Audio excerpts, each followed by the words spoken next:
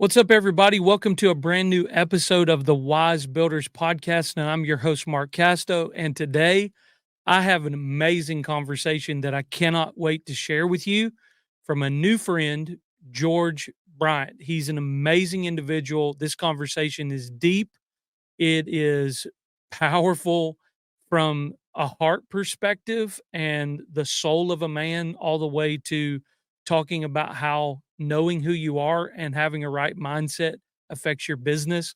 This is a must hear conversation. But before I jump into that, let me just tell you, we are building a world class community called Wise Builders Business Community. Right now, we are releasing courses on everything from how to pick a niche, how to create an ebook, even if you're not a writer, how to launch digital courses, how to launch communities online, to marketing and sales secrets, everything that you need, A to Z, start to finish, on digital products and online business. We're building a community where you can learn to do that. If you'd like more information about the community that we're building and you'd like to be a part, we would love to have you in our community. Just look at the link in our description below. Get signed up today. We've got amazing things to offer you inside. So, to jump back to this conversation, I just want to do a brief introduction of my friend. His name is George Bryant. This man and this conversation is going to change your life. He's a New York Times bestselling author, top ranking podcast host of his podcast called The Mind of George. It's an amazing podcast, and he's a highly sought after digital marketing expert. You're going to hear a lot of his testimony today, the years that he searched for someone to tell him who he was, and his journey of finding home. And so it's an amazing story because you're going to hear how money didn't fix his problems, and he went on a journey of seeking the Lord through many different ways. And about 6 months ago, he gave his life to Christ. It's an amazing testimony. I can't wait for you to jump in and see everything that's going on in this podcast, for you to meet my new friend, George. I'm telling you guys, this conversation is absolutely going to change your life. So without further ado, let's jump in to this amazing conversation with my friend, George Bryant. Man, I am super excited to have on the Wise Builders podcast today a new friend, George Bryant. Man, thank you so much for being on the podcast today. Oh, bro, I feel like I made a best friend before we hit record. So like, I'm honored to be here, man. Like I'm in. Like, consider me in for anything you need, anytime. Yeah, I appreciate it. Yeah, this was a really quick turnaround because I had actually did a podcast last week with Jen Maria, and I just asked her, I was like, is there anybody out there that you feel like I need to connect with? And immediately she sent your name, and I was like, looked up your stuff, and I was like, yep, absolutely. Then you messaged me back on Instagram and was like, I'm sitting here with my son, want to reach out to, I'm like, okay, Annie's a dad. Here we go. This is going to be a great conversation. So yeah, man, I'm excited for you to be on the podcast. There's a lot of things that we could talk about. I've done my homework on you and getting to know you and see your journey, your story on Instagram. And I wanted to ask you to share your journey from, like, okay, you're a Marine, then you become a food blogger, and now marketing expert. Like, can you share just a little bit of how you got through those wildly different avenues? Yeah, man. And there's a lot underneath it to unpack, but for the sake of everybody listening, since you didn't sign up for a 3-day seminar on a podcast, I will share the abridged version. But yeah, it didn't even really start as a Marine. So it started early on in my childhood. I had a pretty broken home. There was drug abuse, physical abuse, sexual abuse. And so I was basically on my own from like 13 on. And the reason I joined the Marine Corps was to actually run away. Like, I never had this goal or aspiration to be a Marine. Truthfully, there was something inside of me, which you'll understand as your previous, like your current life of, I explain it to people that I don't understand how I was 14 years old living in like what I couldn't really understand, but how I had this calling in my heart to not end up like that. And I can only say it was God. And so when I joined the Marine Corps, it was to prove to myself that I could do hard things. And then it was kind of an escape. And so I went and joined the Marine Corps, spent 13 years on active duty. My whole goal was to do 20 years and then retire and hand out smiley face stickers at Walmart. Like, and I'm, as much as I wish I was joking, That That's was the real. only vision I had for my life. And I was like, I'll do 20 years. I'll get retirement. I'll do blank. I didn't have a family. I didn't want a family. I was like, this is my home. It was structure. It was a family that I never had. I didn't realize they, turned my brokenness into being an effective, Marine. And then throughout my career, I almost lost both my legs in Somalia in 2005 and told I'd never walk again. They wanted to amputate them, ended up relearning how to walk, made a full recovery, and then did 9 more years on active duty. And then in Afghanistan, I basically had like 7 traumatic brain injuries, 6 or 7 in like 2 or 3 years. And so at around like the 12-year mark, they're like, hey, we're going to be done with you. And I was blessed that in Afghanistan, I'd lost my father to cancer, who I didn't really have a close relationship with, but we ended up healing and becoming friends. And it kind of challenged me, because when I almost lost my legs and I was in a wheelchair, I attempted my life by overdosing because I just didn't get it and I couldn't deal with the pain anymore. And truthfully, I'm shocked that I woke up. And it was one of those, like, I know people throw it around, but it was one of my first come to Jesus moments, even though it took me till this year to fully commit my life to Christ. And in Afghanistan, I'd lost quite a few Marines to suicide and other things. And I came to the realization that I was too afraid to take my life, but I was slowly killing myself every single day and pretending that I wasn't. Like, I had never lived a day in my life. I'd been surviving for my entire life. And so it kind of sparked something in me. I struggled with bulimia. I was bulimic for like 16 years. That's how I coped with the stress. I would go purge in porta potties in Afghanistan, or go purge to try to have some semblance of control from sexual abuse as a kid. Wow. And I was blessed that the only gym we had in Afghanistan was a CrossFit gym. And so I started CrossFitting, which led me to paleo, which I started eating paleo, but I'd never cooked a day in my life. And when I came home from Afghanistan, paleo wasn't a thing in 2008, 2009, right? Like it was like early on. And I was like, I want to eat this way because I feel better, but I also need accountability so people don't know I'm trying to heal myself. And I was like, I'm going to start a blog. I didn't even know what it was, but I basically just started making a recipe while being a Marine and writing a story every day. But every time I would post it, it would hold me accountable to eating that way. And I felt like I was using the world as my accountability stick to not be bulimic anymore, because I had to do it myself, right? That's my whole story, like survival, like had to do it myself. And so it was a big blessing, because after about 18 months of doing that, the Marine Corps is like, hey, we're done with you. And 13 years out, no retirement, like we're done. And so I kind of accidentally became an entrepreneur, and I didn't know anything about entrepreneurship. I never read books, never took courses. I just connected with people and basically did what they asked. And so I had been blogging consistently for, a year and a half. And then someone's like, you should make an ebook. And then my first digital product ever made $1 million. And then someone's like, you should write a cookbook. I'm like, I don't know how to do that. I'll figure that out. Found a publisher, and they're like, you'll never be a New York Times bestseller. And then I was a 22-week New York Times bestseller. And then someone's like, you should make an app. And I'm like, well, I'll figure that out too. And ended up launching an app and hit #1 in the world and got featured by Apple as the top health app of 2015. I had like 500,000 followers on each platform, 5 million people a month on my website. But it all came crashing down when I realized that I had no idea who I was. I'd never addressed any of the deep-rooted issues, none of the trauma, none of the PTSD, none of my childhood. And then I didn't know how to connect with people. My whole life was this illusion of social media. I had no level of intimacy or authenticity with anybody. And my ex-wife, who's the mother of my children, had basically been strong enough to put her foot down and like, you can't come back until you start doing work. And so then that led me to personal development. That led me to plant medicine and MDMA assisted psychotherapy, which ultimately, like, short end of the story is like, that just spent 8 years leaving me to where I am now, which is with God, which would have been the way shorter stick, but made me quite useful as a tool. And like breathwork, CBT, EMDR, plant medicine, psychedelics, ayahuasca, all of them, all leading me to the same place. But really, I had a moment when I was on that healing journey with plant medicine, and I realized that entire business was out of alignment with who I wanted to become. And I realized at 33 years old, 32 years old, that I'd never made a decision in my entire life for myself. It was always what everybody wanted. And I had clarity one night in an experience where I met God.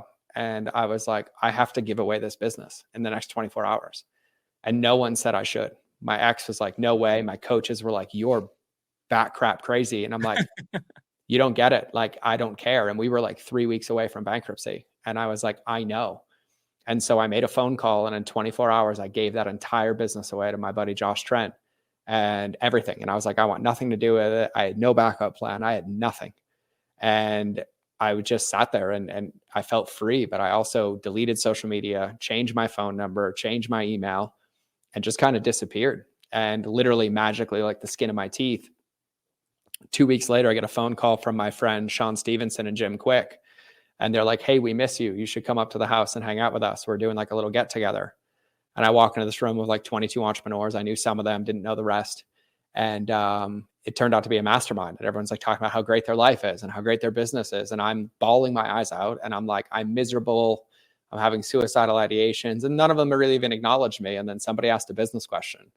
And I was like, that's the dumbest answer I've ever heard. I wouldn't do that. And they're like, what would you do?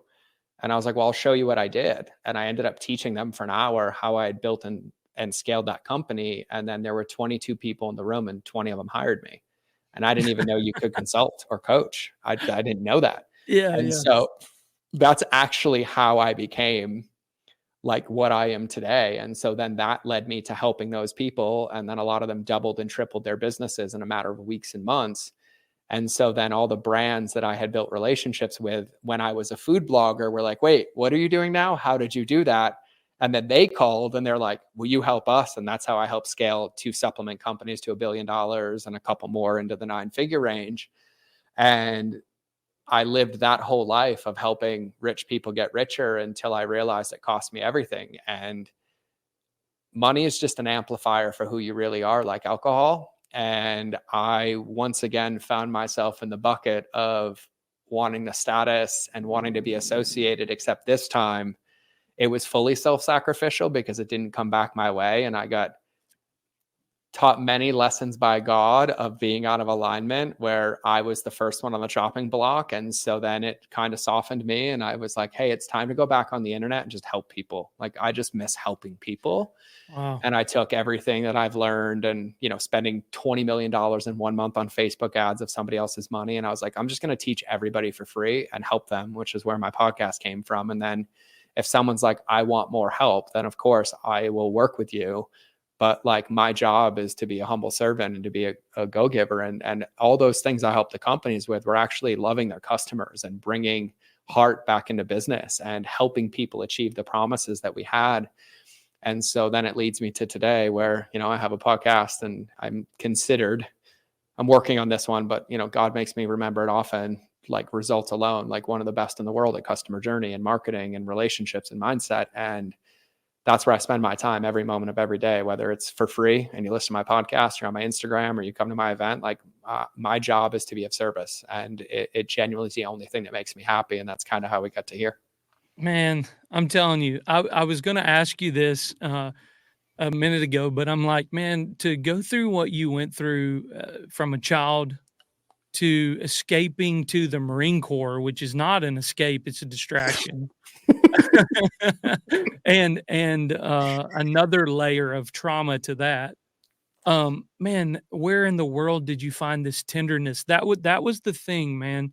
If I could tell you anything, George, that was like, I gotta have this guy on my podcast, is anytime I find a Marine with tenderness, he's gone through a process. Mm-hmm. And yeah, so I mean, you're unpacking now that tenderness, and I love that you've had this ebb and flow of success, lay it down to find yourself, success, lay it down to find yourself, because man, that is my journey. In 2015, at the height of like ministerial success, we bought 100 acres. We built a $23 million gathering place. We had thousands of people that, like, we had 200 families move from 26 different states to be a part of our church. And then thousands would come to the conferences and gatherings. And so I was only 25, 23, 24, 25 when this stuff is happening.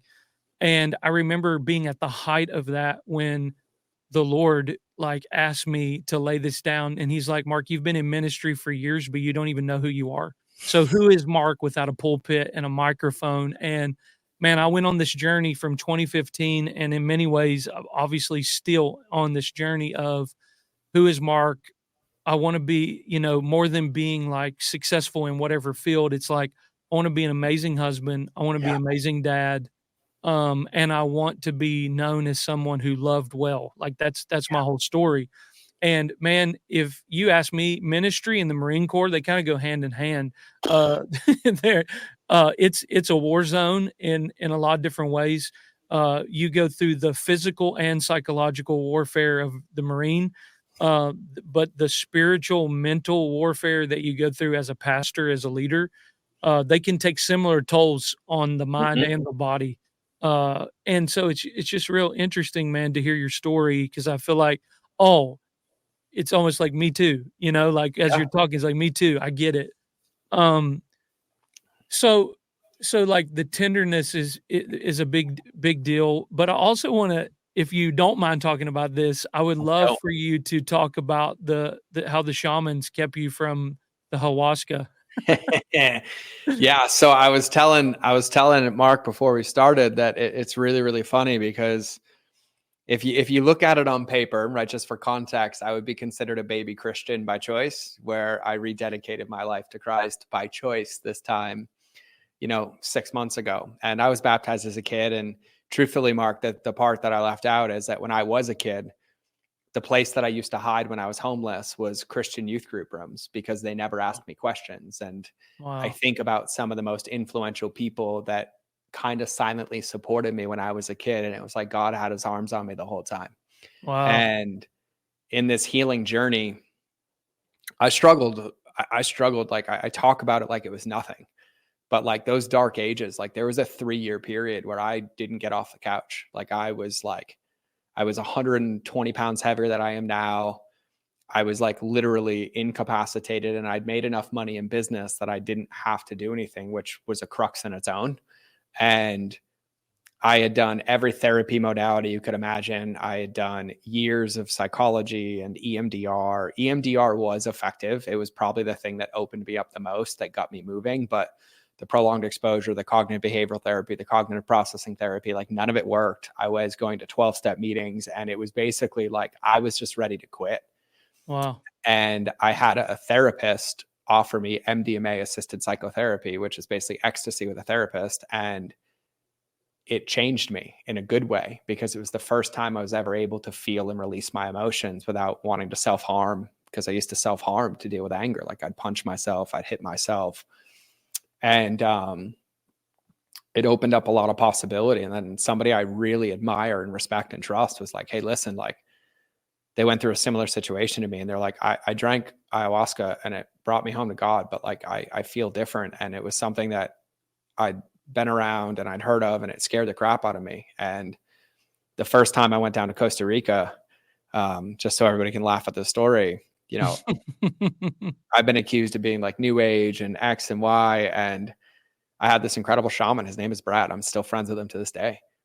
And he is a man that I feel like, regardless of what your position or what your stance is on plant medicine, if it comes from the earth, if people should do it, if it's a false prophet, whatever, this man is one of the people who like led me to God, because I went and I showed up and I was like, hey, like I need this to fix my life. And he's like, I'm not letting you sit with this medicine. This is sacred. Like this is a gift from God. And he's like, this isn't your one-stop solution. Like this isn't an easy pill. And he's like, you're not allowed to do this. And I was like, ugh. And I started yelling and I was angry. And he's like, you can come back when you can answer this one question.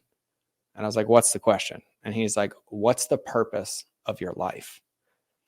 And I yelled again, and I was like using expletives. And I was like, do you know what I can do to you? Do you know like who I was such a wounded little boy. And he's like, I was like, where am I supposed to find that? And he's like, well, why don't you go to your room and come back when you have an answer? And I was yelling again. And he's like, your biggest problem is you've never been quiet enough to let God whisper. And it shifted something in me. And I went back to my room.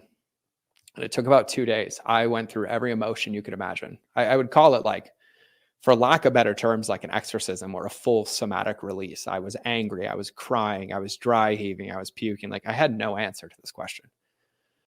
And I got so exhausted, I finally passed out. And the next morning I woke up And it was like God tattooed words on my soul. And I picked up a pen and all I wrote on the paper, and I will never forget this to this day. It's why my branding's a lighthouse, actually.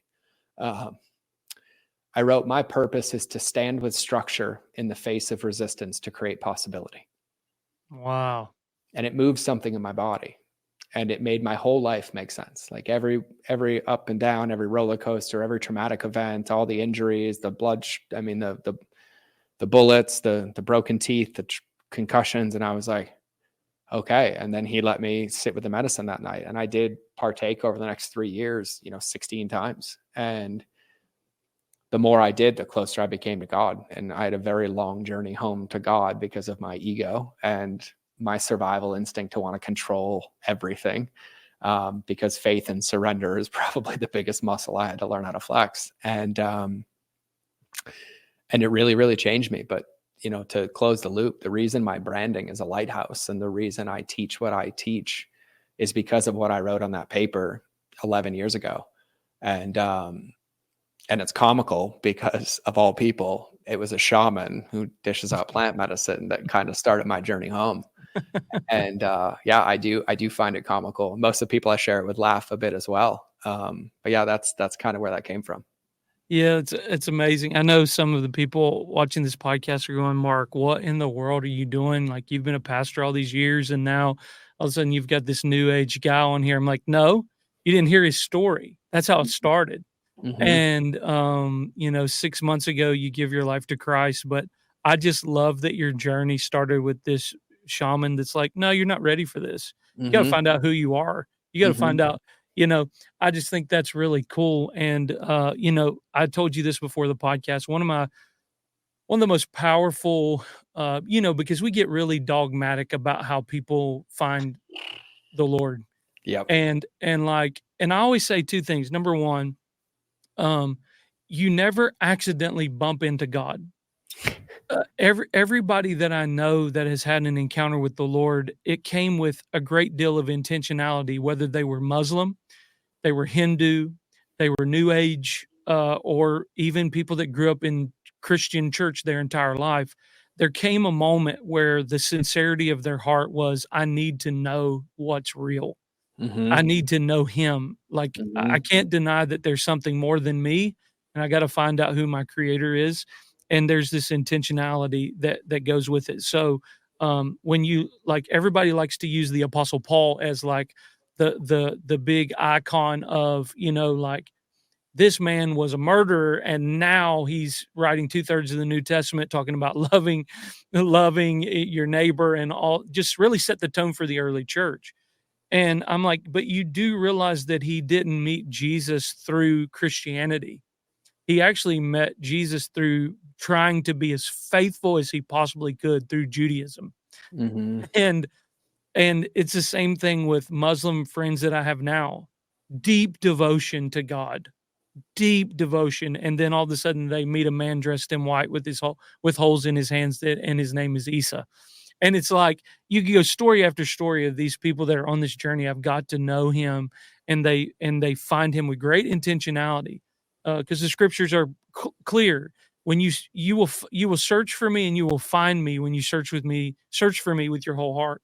Mm-hmm. Which leads me to my next part. Like, your story fits beautifully into this. Anybody that's read The Shack, you know what I'm talking about. In The Shack, Mac, the main character, is talking to the Lord, and he says to him, so does this mean there's many ways to you, to God? He said, no, Mac, there's not many ways to me, but there's not any road I won't travel to get to you. And so, like, I'm sitting here listening to you tell your story, George, and I'm like, God knew you were intentional, you were after it, you were searching, and he's like, there's not one road I won't travel to get to you. I think it's beautiful story, man. Beautiful Yeah. story. Yeah. And I just want to say too, like, it's profound, because to what you shared earlier, and even asking about the tenderness, the only time that I ever had the cry on my heart for God was in the darkest of moments, where I had a perspective of what evil and darkness really, really looked like. Yeah. And like, the tenderness comes from living in the other side, right? Like, there's this understanding that I have in my body that I feel viscerally, like every day. And also like the damage that I caused people, not ill-intended, but because of the trauma, the anger and the sadness and the separation and the emotional abuse and the gaslighting and the narcissistic tendencies, because I was so scared and wounded and I didn't know where to go. I just ran and ran and ran and ran. Wow. And the only way I ever knew how to release it was to self-harm. Basically, I would work out too much, or I'd be an entrepreneur too much. And it was because I never wanted to hurt anybody. My heart was pure. And the hardest part, and even when I wanted to take my life, it was because I didn't understand why I hurt people, because I love everybody. Man. And, you know, it's been a road, but the tenderness is like, I want everybody to feel the love of God and like the love of life. And I know truthfully and everything, like there was this, you know, I committed my life to Christ this year, but it wasn't like instantaneously. Like I would pray to God in combat and I would say, God, help me. Like, God, help me. But I was lost. Like, I didn't know what to do. And like, I was even telling you before the show, you know, people accuse me of like being new age and, you know, having crystals and praying and using Palo Santo and boom, boom, boom. And they're like, oh, you're like false profiting. I'm like, no, I'm looking for daddy. Like, I'm looking for my daddy. That's right, man. Like, I didn't become a breathwork teacher because I wanted to breathe. I was trying to find meaning in something deeper. And it took all of those situations. And truthfully, man, and God would never do this, but what it felt like is I had to have my legs cut out of my ego every single time and on my knees until I realized that when it got to the lowest it had gotten, that none of the other ones were low. They were low for other people, but I'm like, compared to my childhood, no, my ego can get out of this. My mind can get me out of this. Like, I'll work my way out of this. And then it was the core of it. It was my family unit, everything that I ever cared about, all the money, all the status, all of it. And he's like, gone. Yeah. And that's what brought me to my knees and brought me home. And it's in that moment that I realized, I was like, you've been with me the entire time. I just wasn't looking. I thought it was out, not in. And it's where the tenderness comes from. Like there's a part of me that like I stopped doing martial arts and I stopped doing a lot of things for a while. And I avoided most of my previous life because I was like, I just want to love everybody. And then, you know, like there were all these seasons that I went through and I talked to a lot of people about this because they're like, you're like a walking pattern interrupt. You can hold this like masculine frame and be boom, boom, boom. And like the moment we're in it, you break down in your knees and you cry in front of us. And I was like, I love my feelings. Like I love being expressive and sharing the gift of it, but it feels like freedom because I'm home. And like, it's all of me all of the time. And it's been beautiful to like watch my journey and also like really, really humbling. Like there was a passage and I'm going to summarize it, but it was from Isaiah. And it was like, as I continue to walk through an inhospitable, hostile wilderness, constantly walking away from what was while walking towards what will be, you will give me living, refreshing streams of water. And I was like, the part that I missed is it was walking, not waiting. Yeah. It was walking and it was away from what was. And like, that passage led me for a good year.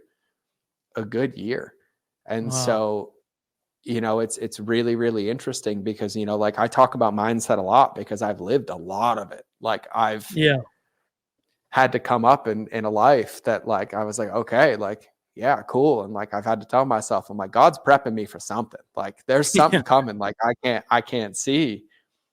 But like one of my favorite quotes for myself now, and I write this on my notebook almost every day. And I was like, I need to remember that when I ask God to move mountains, I wake up with a shovel. Right? That's like good, man. There's this part of like, right? It's not, and even in the old new age world, like everyone's like a manifestation. I'm like, that doesn't mean sitting there with your thumb up your butt. It means setting your intention and getting to work, right? Like you read it in the Bible, the ones that plant the gardens are not the one that gets the harvest. It's the ones that tend to the gardens and, you know, toil the soil that get the harvest. And there's all these like moments over and over and over again. And, you know, I'm blessed and so grateful to be here. And that softness was brought by my son. My son's almost 8. And being an entrepreneur and being a coach and being a public speaker and a keynoter, like I missed like the first 3 years of his life just on the road and on airplanes and in all these different parts and places. And I had on paper what everybody said I wanted, except I had no soul. Like I had a hole inside of me. And I feel like that boy was a gift from God, because like I will share my testimony at some point in my podcast, but I have to map it out because it's so long. But to the point of like it almost being comical, of like a year ago when things were the darkest they'd ever been in comparison to most of my life, I was flying home from Bali. I had just run a women's retreat where for 6 days I had 20 women, and I ran a retreat to help them love themselves in the deepest alignment. And I talked about God, and I had not come home. And it was the number one part of my conversation. I was like, God, God, God, God, God. These women touched me. It was amazing. I get on a flight on the way home. 1 a.m. I see this 86-year-old man named Hugh struggling with his luggage, and nobody would help him. And I was like, sir, can I help you with your luggage? He's like, yeah, of course. I put it up. He ends up sitting in the seat next to me. He's been a traveling pastor for 64 years. We end up having a 5-hour conversation about God. And then he gives me his business card. And it was a paper card. He's not a computer guy. And I put it in my backpack, and I'll own this. I put it in my backpack with no intention of following up. And then my backpack had water spilled on it, and I opened it, and the card was ruined. And I couldn't see his contact info. I'm like, I'm never going to hear from this guy. The next day, he was on my calendar, booked through my website for a 15-minute call, turned into a 3-hour call. And he's like, I loved our conversation, but I think you worship the wrong God. You open to talking about it. I was on my knees, bawling. And I was like, yes, you're right. Yes, you're right. Yes, you're right. And then I remember this one question I asked him. I said, what Bible do I start with? And he's like, that's not for me to answer. That's between you and God. And I'll never forget this. I got in my car, and it was an hour drive home. And my son is 6 at the time. We live in Montana, but me and my son are, the ones in faith, but never a conversation. I get home from work that day, and he said, Dad, I went to the store earlier and I got a new toy, but there was someone handing these out at the exit, and I got one for you. And it was a pocket New Testament. Come on. And I lost it. I lost it. And there were hundreds of these moments in like a matter of days. And it was so serendipitous, but that's where that softness comes from for me, is like, in order to appreciate love, I feel like you have to have lived in the dark. Yeah. And I spent 33 years of my life convinced that I was a robot and I would never feel again. And I'll never forget this one therapist, because she shifted everything for me. I was like, you don't get it.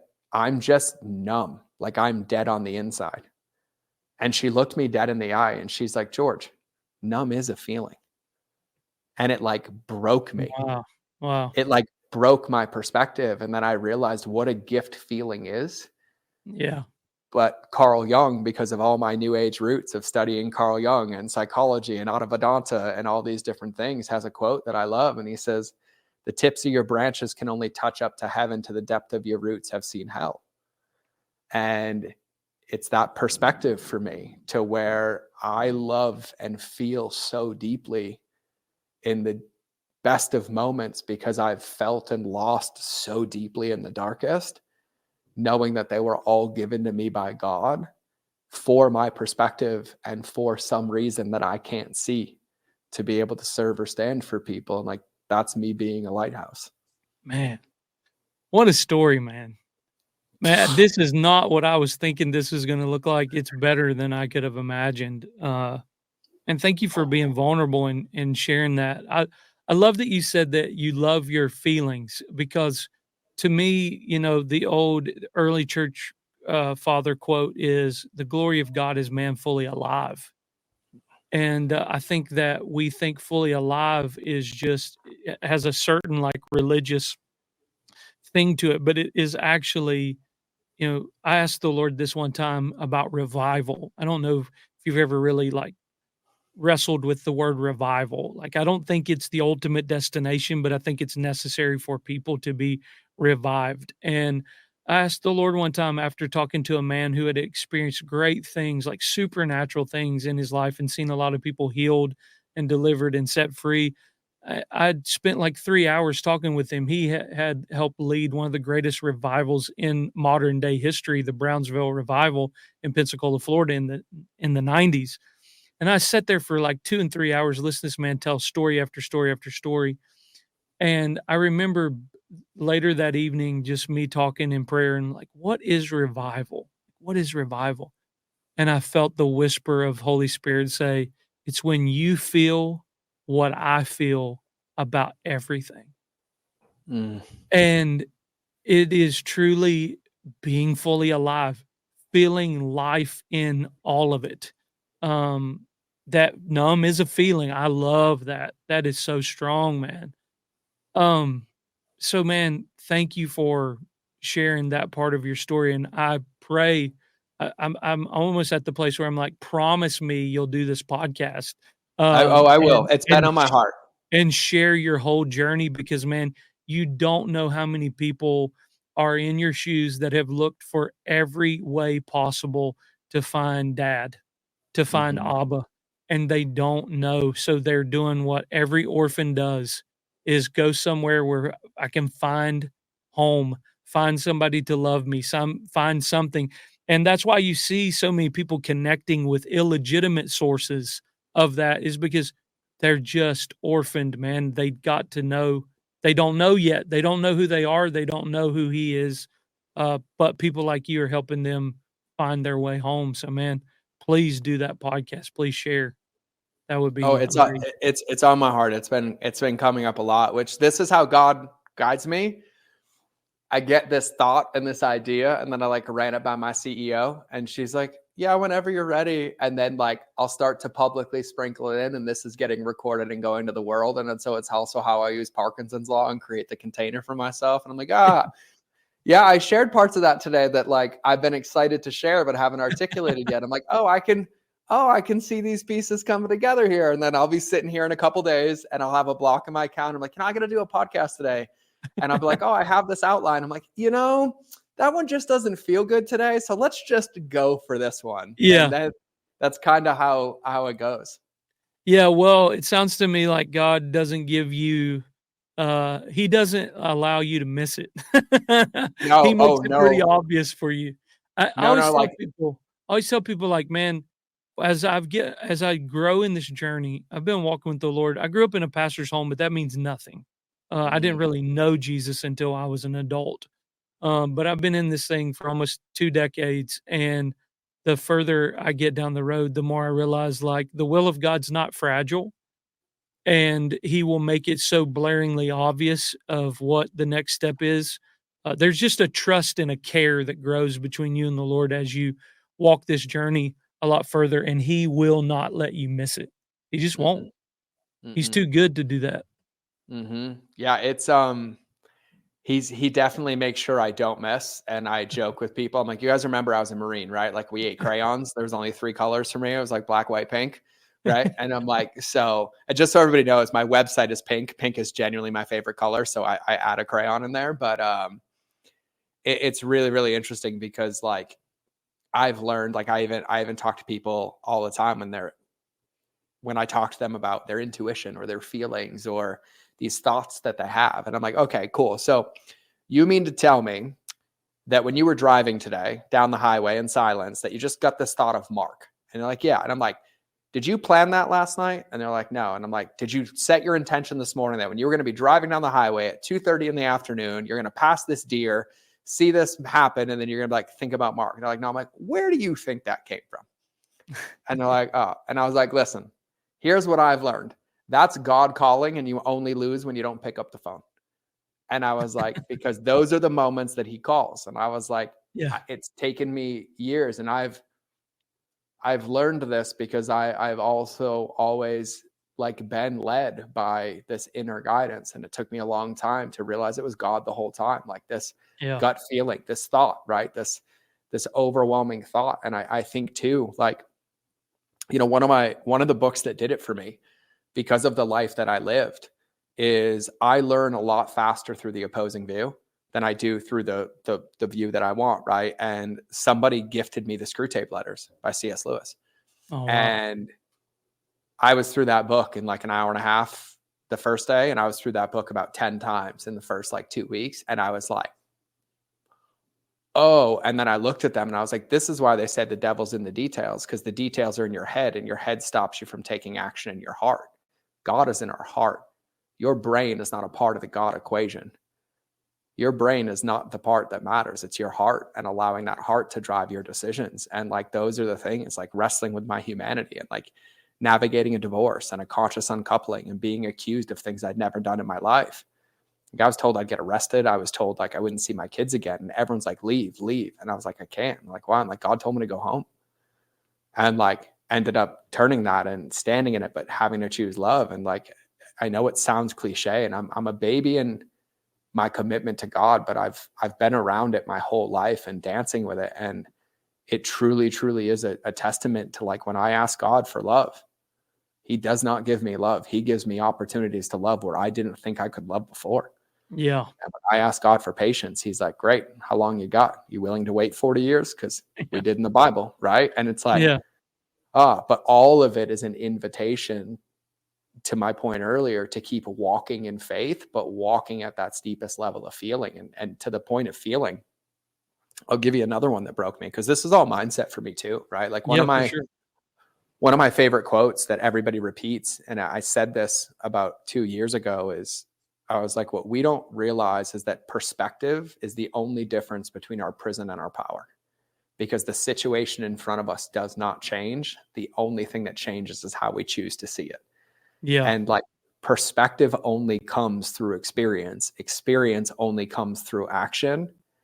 And the reason people struggle with mindset is because they get addicted to stagnation and stuck in their head, because that's the devil's game, right? There's another good book I read called The Bait of Satan, where Yeah. the number one tool he uses is offense. Because what does offense Offense. do?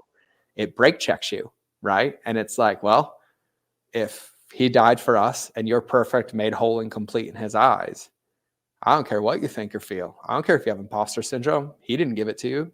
The devil Right. did. Take Right. that action, right? So my son has been probably the biggest communication vessel for me for God.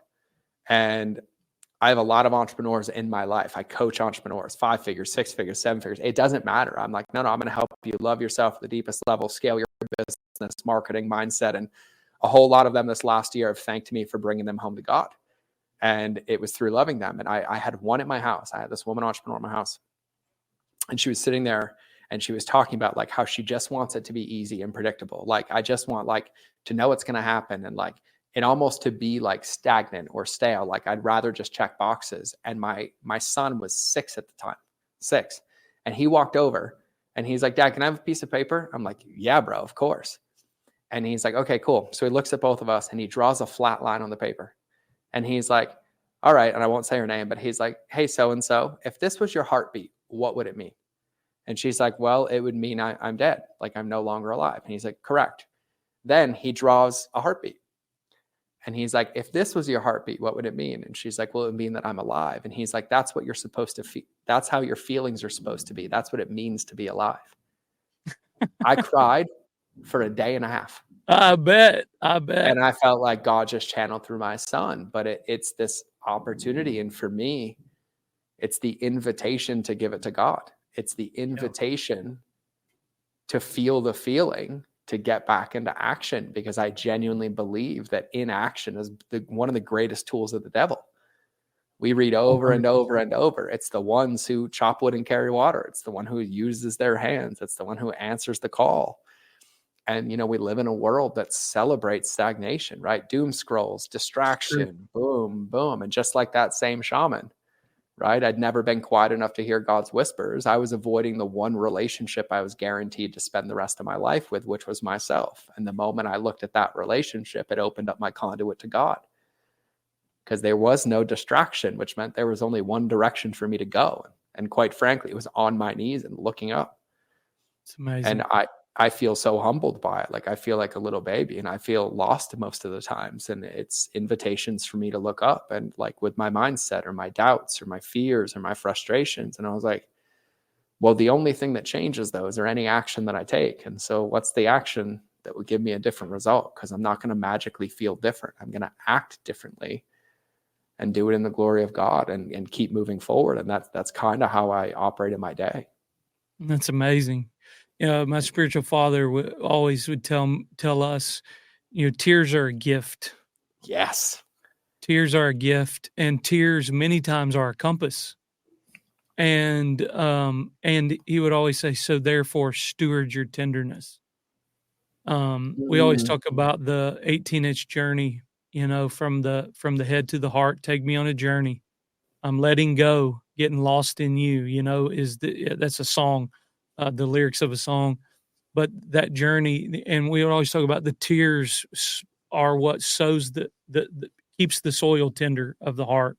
And man, I'm so thankful that you have, it seems to me, really stewarded your tenderness. And I think that's so important, man. The, you said something and we just went right past it, but I want to make sure people hear it, that you found entrepreneurial success before you found yourself. Oh yeah. Oh yeah. And not like kind of success, like major success, like Massive success. massive success. And then you found yourself later. So that tells me that money doesn't fix it. Oh Money no. money's not gonna money is not gonna fix, like, I know so many people watching this podcast are like, if you would just teach me how to make money, Mark, like, then it's going to fix everything. And it's like, that's why these conversations, George, are so important, because it lets people know, no, look, I've helped scale 9-figure companies, and yet I was still lost, confused, self-harm, doing everything that I could to find wholeness. Yeah, because So what happens is when you do that, it all gets removed because the consequences increase until you answer the call of you. And it's yeah, the number one thing I coach people on now, because even if you go in the lens of personal development, it's not do, be, have, it's be, do, have. If you go in the lens of future self journaling, it's not talking about the current, it's operating as you would be in the future to align your reticular activating systems to see situations differently. And even the joke of, or the point of, that perspective is the difference between your prison and power, right? If I take two entrepreneurs and one of them runs a company that does $250,000 a month and one of them runs a company that does $10,000 a month, that $10,000 a month entrepreneur will tell me every single thing that's wrong with their business, where they're stuck. If I hand it to the $250,000 a month entrepreneur, they're going to be like, oh, that's all opportunity. I'll fix it in the next day. But the information is the same. It's how we yeah, see it. And that yeah. more trap it's called toxic thinking. There's actually a good book a friend of mine wrote. I had him on the podcast, called Jamie Smart, and it's called The Little Book of Clarity. It's no different than I'll start going to the gym Monday, or I'll start on New Year's, or I'll do it next Friday. And it's like, Yeah, yeah. well, number one, that doesn't exist yet, It doesn't right? exist. Like, depression comes from thinking about the past, and anxiety comes from thinking about the future, and both rob you from the present. Because in the present is when you plant your seed, and we live in the results of the actions we took 90 days ago, right? That's And good. so understanding that is that it is that more trap, right? If I just had more money, the truth is, and this is what I had to learn, I made the money. I had more of it all.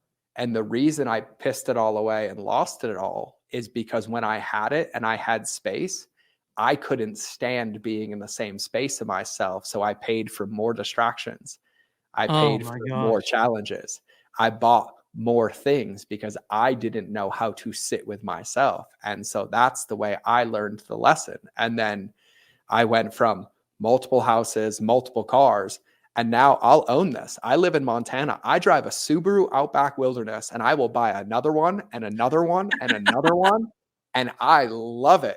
And I have my guns, my car, my son, and my clothes. And I have not bought a worldly possession in probably 2 years. And I have never been happier in my life. Come on, Oh, man. and how funny. that moment happened and all the challenges that I was facing in business went away and the right people started showing up. And so you have to operate as if it's already happened, which the only way you can is if you're in the deepest levels of alignment. And any rest of it is false prophets, right? There is no happiness on the other side of money. And I say this all the time. You're not going to die with your bank account's balance on your headstone. And I think one of the gifts of my life is I've seen enough people die in front of me to realize that at no point in any of those moments was I like, God, I wish I had another 10 grand in the account. I'm like, no, I wish I had another minute. Yeah. I wish I had another moment. I wish I had the ability to connect with them one more time, or hug my dad one more time, or bring that friend back one more time. Yeah. And it's all just distraction from what really matters, which is our hearts. And if you live in your heart, no, it's not a hockey stick game. It's not a get rich quick game. It's a long game of fulfillment, joy, and massive impact that we can't predict, because if you can predict it, somebody's done it already. It's supposed to feel uncertain because it's your vision. It's supposed to feel uncertain because you're making it as you go. And everybody wants to know the path ahead of them. Well, if you walk that path, that's going to lead you right back to where you are because someone's already made it. Your job is to have the confidence and the faith to step in the dark, because that's when you carve your path. But you don't pay your way into the dark. You love your way into the dark by loving yourself. And it, at the deepest level, is the most important place to be. Yeah, man. Yeah, God doesn't give out maps. He just gives you a compass, and it's about the journey. It's not even about the destination. Nope. I've been telling people about this. Like, they've been asking me, okay, Mark, so you're on this new entrepreneurial journey. You completely left the world that you knew, the church world, back in 2015. And then, you've had these past 4 years to pastor a small church, and that small church, was, if I'm being honest, a little bit better version of the world that I came out of. And now these past 14 months, it's been like, no, just completely leave it all behind. This is the story of Abraham, right? Abraham, walk away from everything that your land, your family, your father's household, all of these things. And this is what's interesting, George. I don't know if you ever read this or heard this, but in the story of Abraham, and it says, and go to a land that I will show you. If you look up the Hebrew word for go to a land that I will show you, it actually translates, and go find the real you. So what God is really saying to Abraham is not like, I'm going to show you a land. A land is only the direct result of the man who has chosen to live in it. So the journey is always about the person that you're becoming, right? Yep. And so like, I've been telling people the past 14 months, this entrepreneurial journey, I don't even like maybe this is wrong. I don't have a lot of goals. Like, I have things that I need. Like, I want to take care of my family. I want to be able to bless them. I want to be able to take care of them. Also have things in my heart that I feel called to do so that I can serve other people in other ways. Mm-hmm. But like, really, I don't have these like goals. I said, because what the beautiful thing about this journey is not where I've arrived, but who I'm becoming in the process. And like, I'm finding I'm becoming the real me. And I want to say this to you as a huge compliment, George. Like, and I'm saying this to qualify it. Like, this is the biggest compliment I could give you. I have dedicated my life to the love of God and to make sure that people hear the goodness of the gospel and what we call beloved identity. I've given my life to make sure that the gospel is declared and it's actually good news. Because I grew up in a church where the good news was actually bad news. But we're coming out of that. But the word righteousness in the New Testament is not just right standing with God. Like, oh, great, George, 6 months ago, you made a decision to follow Christ. Well, first of all, you didn't have a choice. He chose you. Like, you made a commitment, but dude, you can't outrun him. He found you. You didn't find him. He found you. So like, I am convinced, man, you belong to him. And Jesus said, those who you put in my hand, no man can pluck them out, But I want to say this to you. The word righteousness doesn't mean right standing with God. Is it that? Yeah, it is. But righteousness, the Greek word is you as you ought to be. And when you're talking, George, I mean this with all of my guts. You are as you ought to be. Probably one of the most authentic people I think I've talked to in a very long time. And man, what an honor. I thought we were going to talk about business, but what a gift you've given to people that money's not going to fix this. Entrepreneurship's not going to fix this. But you have, without you realizing it, you've preached the gospel today. It's like the book of Esther never mentions God, but God's in every verse. And man, that's your life, George. And I just want to say to you, man, you are a shining example of righteousness in the earth. I just want you to know that, man. I'm like moved. I'm shocked. I'm surprised. Like, I don't mean that in a bad way. I'm just like, dude, I did not expect to get hit with this radical feeling of authenticity. And man, I just want to honor you today and just say, man, you are exemplifying righteousness in this conversation. That's a big, Brother, received at a very deep level. yeah, man. Received. And the funny part is that this whole conversation is about the foundations required for business to work. Yeah, right. And Right. and truthfully, my authenticity is something that I've worked my whole life. And you're right. I suck at hide and seek with God because he found me, and he was like, my joke was before I came home to God, when I used to use the word universe, which I still do now because it's his and he made it, but it's Yeah, God right. with a capital G, and O Yeah. and D are capital for me too. Like not Yeah. just the first G, like the whole thing. I'm pretty Yeah. devout about caps now. I used to say this, and it was what I used to tell myself. And I said, the universe will keep increasing the consequences until you learn the lesson. And really, the way that I look at it now is God just kept yelling my name louder and louder and louder, but I didn't recognize the wrapping paper.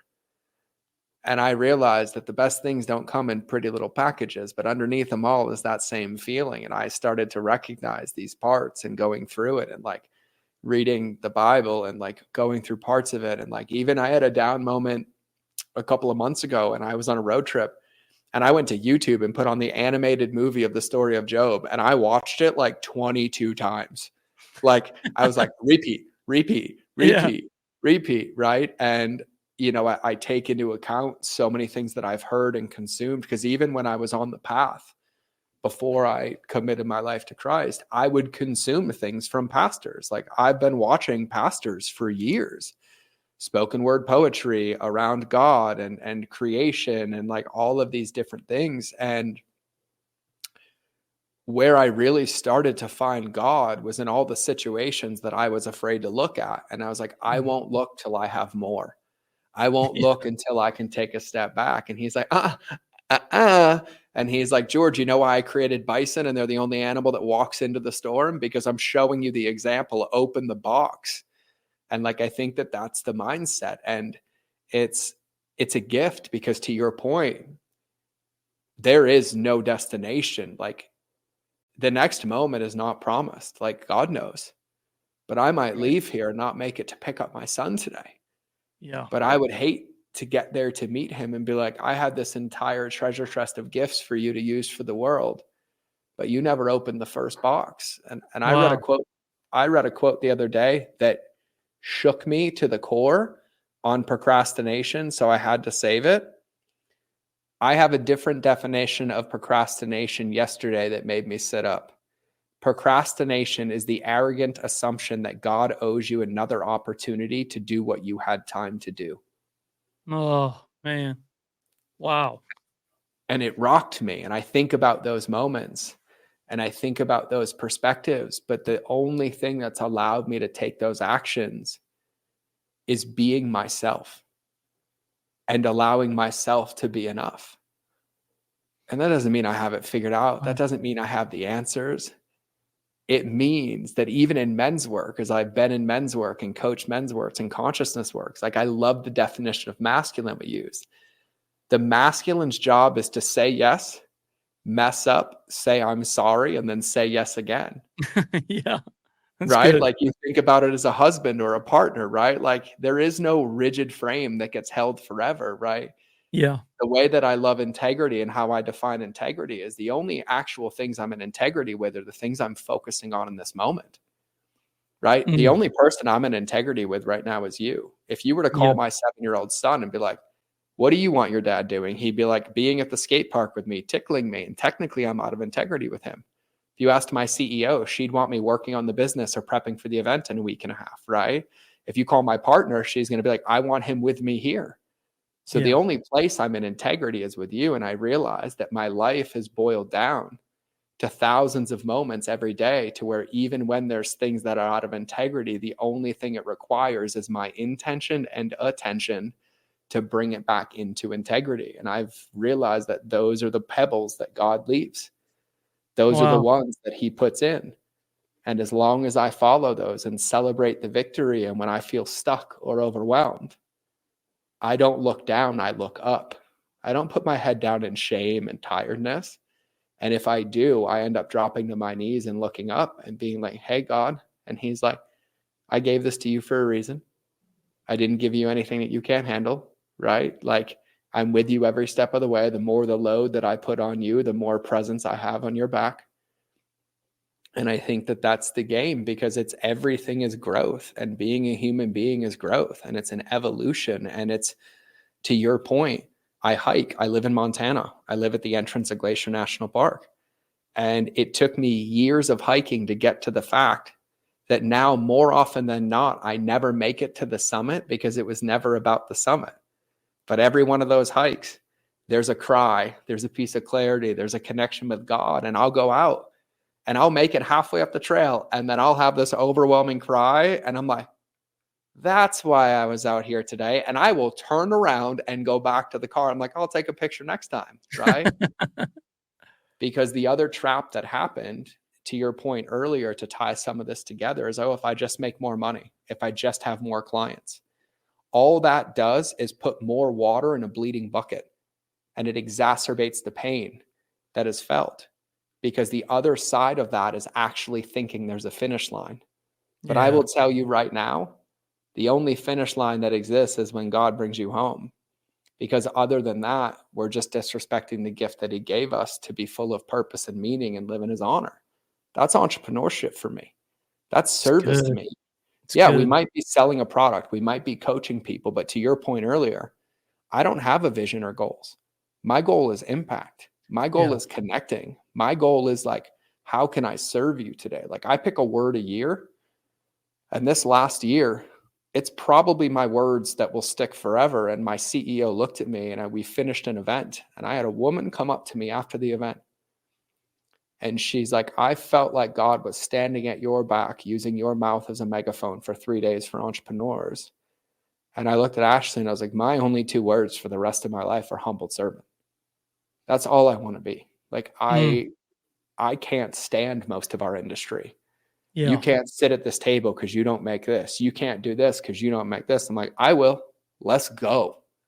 Let's go. Yeah. I'm like, call me, text me, message me. Like, God is community. God is love, like rising Yes. tides, abundance, like all of it. Like, we get to live and work in that honor. But even in the world of business, when we sell products, when we sell services, they're not the end goal. They're the bridge to get that person on the path to their end goal and to empower them to be the hero of their own journey. Yeah. That's the part that people miss in business. And so it's like just this incredible game of like, I used to hide in my coaching. I'm like, oh, Solomon's paradox. I wonder why it's named after the Bible, right? Like, I Yeah. will teach you the things I do not do for myself. I'm like, oh, you want the non-religious version? The cobbler's kids never have shoes, right? Like, we've been surrounded by that. Yeah. And the Yeah. funny part that you'll appreciate is that for everybody who accused me of being new age, right? And I mean everybody, I have read and studied every vein that you can imagine, from Buddhism to autovedontism, breathwork, consciousness, plant medicine, personal development. I was a coach, everything. Every single piece of advice that I've ever picked up from any of them, I have now equilaterally found in my Bible. And I was like, oh, found For the sure. source, right? Like For sure. every one of them brought me home. And it's the Yep. reason I have such deep faith now, though, is because I see the stepping stones and the magic of him playing hide and seek with me. He's like, I'll find you. I'll find you. I'll find you. And then being here now, it really, really is a testament. And I love what you're up to and what you're, committing to. And I think for me, I've walked it so many times that God has just started to make me comfortable with the fact that the moment I think I'm done, I might as well just start tearing it down because he's about to rebuild it. Yeah. And it's now starting to excite me instead of scare me. And I'm like, oh, that's why you did it 17 times to me. Right? Yeah. Like, oh, you're going to call again. There's a season coming. I don't know. There's a client that is going to show up that has been in a situation that no one's ever been in but me, and I'll be able to help them. Right? It's this just like beautiful perspective that I genuinely, besides reading Ephesians a lot and putting on my armor of God and making sure it's God and not evil, is just genuinely me understanding that if you and I went on a run and we're like, hey, we're going to run 2 miles and we get to 1.5 miles and we're tired, our thought is never, oh, it hurts, let's stop. Our thought is, oh, it hurts, which means we're getting stronger and faster. Let's keep going. But yet when it comes to life, we wonder why we atrophy our resilience and our ability to keep going, because the moment it gets hard, we're like, oh, no, but that's God's gym. Life is God's gym. Yeah. And Yeah. it's where you get stronger. And so having gratitude for the game is what creates the opportunity to love that path, right? And we can't get upset that when we go to the gym, we're like, oh, I've been in the gym in a year. I went today. I'm so bummed I didn't get a 6-pack in one day. Yeah. Right? It's Yeah. consistency and daily practice and daily habits. And like, even for me as a man of faith, these are the things that I struggle with, because I even had this, and I'll share this with everybody. Things got dark a couple weeks ago, like really, really dark on the inside. And I found myself in shame because I'm like, why is God punishing me?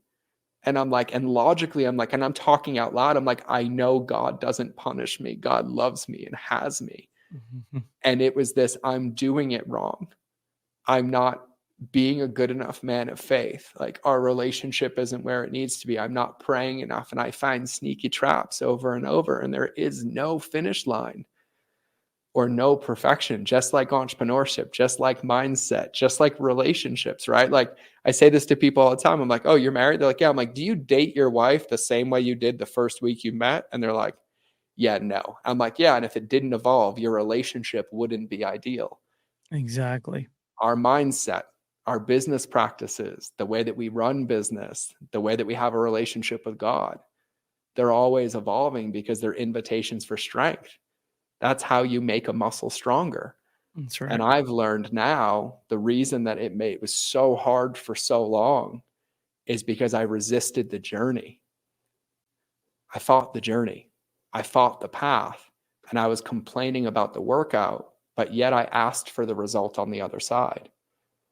And so now, to have that result, you have to love the process, or else it actually prevents the result from coming. So to your point earlier, the reason everybody falls into the trap of like, well, if you just gave me more money, if you just gave me more money, money comes after an equal sign.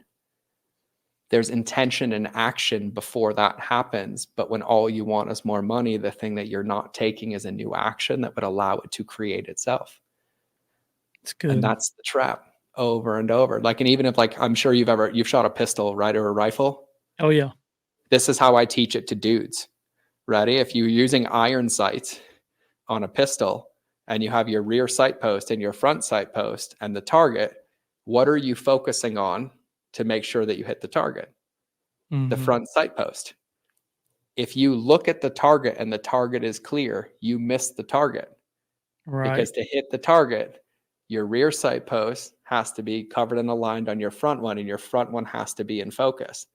Hitting the target is blurry, and it's just a byproduct to you of focusing on your intention and the actions you take. And if you do this and they're in alignment, you'll hit the target. It's no different than money, no different than business, no different than life, but it requires that we take action. And in It's that action is where I've discovered myself. It hasn't been, oh, I feel better. I'm like, oh, I feel how I feel. Let me give it to God and let me take this action anyways. And then I look back and I'm like, oh, that's why. Oh, that makes sense now. Yeah. Right. And I Yeah. just think it's this invitation over and over. So that's how I see it, or at least how I internalize it every day. That's beautiful, man. Well, listen, we've been on the podcast for a little over an hour and it's been amazing. I want to ask you just give you one question at least Yeah. for somebody that's here, like, because I feel like you've given such an amazing foundation for like you have to have this in place in order for you to actually have a legitimate, successful business. Um, so that begins with yourself. Yep. So I noticed this phrase that I've seen in your website, the podcast, everything that you do, which is relationships beat algorithms. And what does that mean to you, and why is it the core of your philosophy? I think Yeah. it feels kind of dumb to ask that now, but I'm knowing all Well, that I you've think you know said. why. I Yeah, think the why has answered itself, but yeah, I'll summarize. yeah. But I'll even give a tactical answer. And by the way, if you ever want to do round 2 or 3 and hit strategies and tactics, I will give you everything I have. I'm like, man, can we do a series together? Yeah, This has been let's do a so series, bro. rich, man. I'm It's in. been Let's do a rich. series, bro. I will do this with you anytime, all the time. Like, Okay, consider okay, me in. okay, okay, Um, I'm going to answer this logically and tactically first. Okay. okay. Human beings buy from and transact with other human beings, but only after they feel safe. Mm, You've never been in a store about to buy a product and then somebody made you feel unsafe and then you continue to buy that product. And everybody listening to this has been in a moment where they're so excited to get something and then something happens in the experience that changes how you feel unconsciously, safety wise, and then you remove yourself from that equation. The world that we live in now, especially in business, has been relegated to transactions, right? It's smoke and mirrors. I care about you, but I'm going to transact with you. But we forget that prior to the internet, people were building $100 million businesses based on small town ethics and values. yes, When I say relationships beat algorithms, it's that no matter what, the success of your company, the success of your journey, the success of your customers boils down to the success of the relationship you have with them. it's good. And if you could tell me that it would be a good idea to marry your wife and then relegate her to one automated text message every Friday and think you're still going to be married, well, you're welcome. It's not going to work. The Yeah, same is true in business. We don't have entitlement. We don't have an understanding that just because somebody buys our product, our job is done. The mistake that people make is they think when people buy, the relationship is ended. That's the day the relationship begins. begins. That's right. Because your job is not to sell a product and service. Your job is to deliver on the result or get them one step closer. That's what leadership is. And I Yes. have companies galore come to me and I'm like, what's your biggest fear? And they're like, oh, I can't get any more clients. I'm like, you're going to go out of business. And they're like, why? And I'm like, because you have the wrong fear. I'm like, what's the right fear? I'm like, that you have clients who paid you and haven't gotten results. You're just waiting to bleed out the back. And you want to put more people into a broken system. So when I say relationships beat algorithms, is that without relationships, you don't have anything. Scaling businesses doesn't come from acquisition. It comes from retention. Retention comes from relationships and results. Yeah, And so that's right. focusing on the right things. And the reason I say that tangibly is especially a lot of like starting entrepreneurs think it's the funnel, think it's the website, think it's the offer. Most of the time, it's the complexity that's getting in the way of you connecting to a relationship that would let somebody come in. Like, Yeah. even for me, we have a rule, even with my event, we have an event in 10 days, not by the time this comes up. We do them, quite frequently.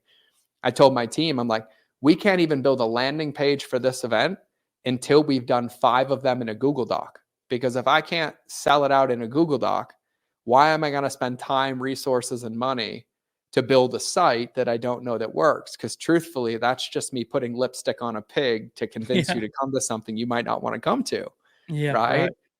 But we tend to create this complexity over and over because of the world that we live in and everybody's instant gratification and desire to be disconnected. that gets in the way of the number one thing that moves the needle in business, which is human to human. And so relationships always have to come first, or you have no chance of winning. Your team, your customers, your clients, but everyone's like, okay. And like I joke, I'm the king of non-virality. I've been making content for 15 years. I've had one video go viral my whole life. One. Everything else has been consistency. And they're like, your podcast. I'm like, do you want to know what's funny? Is like, I still grow my podcast one by one. There's like 82 Delta flight attendants that listen to my podcast. There's about 6 coffee shops in this valley that listen to my podcast. And they're like, how? I'm like, well, ask them how their day is. And then they tell me, and then I ask them questions, and they're like, hey, do you have any advice on this? I'm like, actually, I do. Oh, and I recorded an episode on it. If you ever want to listen to it, here, I'll send you the link. Like, it's relationships. People relate to people. And then when they feel safe, they consume the content or walk the path. Just like if you were going to go to a gym and there were 2 personal trainers to hire, and one of them ignored you when you walked in the door, and one of them was like, hey, Mark, good morning. How's your day? I love your hoodie. How was your vacation? Which one are you going to hire? Right? And the truth about 2024 is that winning on depth and being a connected human being is the best strategy and tactic that exists, because everybody else is in the chase. So good. Everybody's getting transacted with. And so that's what I mean by that phrase, is that at the end of the day, and I've lost enough companies. When I lost all my companies during COVID, the only thing that left was all the customers of all those companies that were just waiting for me to launch something new. That's the true secret. Is relationships. It's your army, it's your tribe, it's your culture. It's the people who stand for you, that allow you to grow and evolve as they grow and evolve, that will be on that journey with you the entire time, but only if it's deeper than a transaction. So that's what I mean.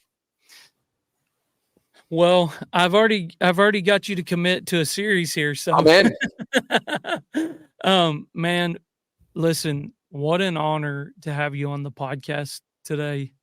And I know you got to pick up your son soon. And I want to honor your time.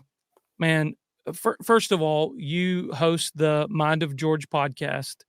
So I recommend everybody that's watching this, go subscribe, download. I'm sure it's on Spotify, Apple Podcasts, all the things. And plus, I'll put a link for it in the show notes as well. But George, I want to tell you, man, what a gift to hear your story. What a gift to hear your heart and hear your journey. And like, man, my heart resonates so strong with like where you're at, what you're talking about, because, you know, I am in the early stages of this, like 14 months in. I've been, if I'm being honest, I've been a broke pastor living paycheck to paycheck most of my life. Came from a really like pretty poor family. You know, at times where cereal was the meal for all 3 meals a day, you know, as a kid. I come from all of that, but something shifted in me 14 months ago, and it says, you know, and kind of the whisper that I heard in my heart was, aren't you tired of living off of other people's generosity when I've given you the power to create wealth? And man, it really just hit me really strong. But I will be honest with you, the biggest turnoff that I have with the entrepreneur world is everybody's flexing possessions. They're flexing things. And honestly, that does not move the needle for me. Nope. Like when I see these guys like flashing watches and cars and things, I'm like, that doesn't move the needle. However, I would tell you what moves the needle for me. Watching people win because I've been able to help them. Watching somebody find time freedom, watching people find financial freedom to finally leave their 9 to 5 behind and like be able to be a family man again. Those are the flexes for me. Like, not like, okay, great. You got a side by side, but is your son in it with you? You know, like, do you have a boat, but does your family actually want to spend time with you on it? Don't tell me you left the church. You're taking everybody to church right now. Like, go. Yes. Like, yes. Yeah. So like, that is the biggest turnoff for me, is it's always numbers, algorithms, stats. It dehumanizes the business. And like, man, even in Jewish culture, which is the foundations of Christian faith, I should say the foundation of where all this comes from. They believe in value exchange, which is why they're some of the wealthiest people on the planet, is Yep. because they believe in value exchange, and it's all about relationship. Yep. And you are the first person that I've talked to in this space that I'm like, I want to do that. Yep. That's it. Uh, Screw the numbers. I want to help people, and helping people, the finances will be there.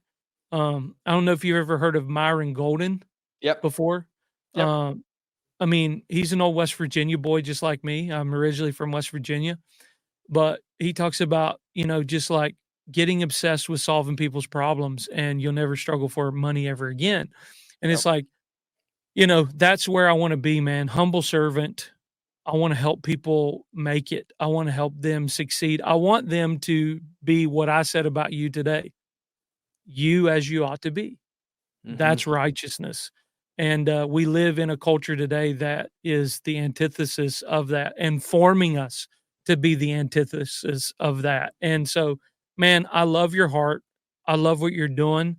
And I'm like, if you do another podcast with me or not, I just want to be your friend. Oh, Uh, bro, I'm not joking. No, I am the one thing that God has made me as a man of integrity. When I say it, it is set in stone. If you're like, we're doing 5 of them, I'm in. If you say we're doing 10 of them, I'm in. Like I will, we can have like weekly pastoral, former pastoral, entrepreneurial, pastoral sessions on customer journey mindset. Like I am in. I will literally do this with you as much as you desire. It's an honor. Man, that is a blessing, and I'm gonna take you up on it, like, maybe we can get some kinda rhythm going Yeah. because I want to see this. I wanna see people answer the call of the entrepreneurial revolution. Like, I truly believe that. I'll tell you what I feel. I feel like we're in a moment where God is helping people break free from the systems that's robbing them of life. Okay. Yep. So you've got to come out of Babylon. You've got to come out of the educational system that's dumbed you down. You've got to come out of all of these basically making you a slave to the clock and possessions, because you can be a slave to a clock, but you can also be a slave to possessions, and slavery. It doesn't matter what you're enslaved to. Yep. And we've got to break free from those things. And the way forward is you operating at your highest degree of authenticity, which there has never been a greater time for you to be authentic and be in this creator economy than right now. Yep. And so I want to help people answer that call. But the thing that I'm really mindful of is, but I don't want them to get enslaved to money. I don't want them to get caught flexing and miss their wife, their kids.